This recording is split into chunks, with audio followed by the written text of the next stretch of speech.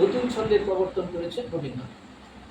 আবার তিনি করলেন কি, গদ্য ছন্দরও রবীন্দ্রনাথ শুরু করলেন। গদ্য ছন্দ, গদ্য ছন্দ হচ্ছে ভাব অনুযায়ী জ্যোতিচিহ্ন করবে। ছন্দ অনুযায়ী জ্যোতিচিহ্ন ৮-৬ কি ৪-৪, যেমন তেলের শিশি ভাঙলো বলে খুকুর। আমি ছড়ার কবিতা অনেকের দেখি, অনেক লাইনের মাত্রার মিল নেই, কবিতা হয়েছে কিন্তু মাত্রা মিল নেই। সে তো জানেই না যে লাইনে যেটায় আমার একটা মাত্রা বেশি পড়ে গেছে, কোন শব্দটা চেঞ্জ করলে মাত্রা সমতা থাকবে সে তো জানেই না। কারণ সে তো কবিতা লিখে ফেলেছে, কবিতা লিখে ফেলেছে। যেমন ধরে যাক, নটন নটন পায়রাগুলি ঝোটন বেঁধেছে, দুধারে দুই রুই কাতলা ভেসে উঠেছে। রুই কাতলা ওই যে পর্বটা, ওখানে মাত্রা এক মাত্রা কম আছে।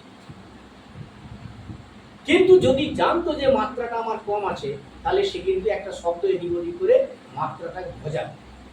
আমি অনেকে ছড়ার কবিতা পড়ি, আমাদেরকে টেনে একটা মোটামুটি সুরে এনে একটা ছড়ার আদল ভেবে নিতে হয় যে এটা ছড়ার কবিতা। তাহলে মাত্রা জ্ঞান না থাকে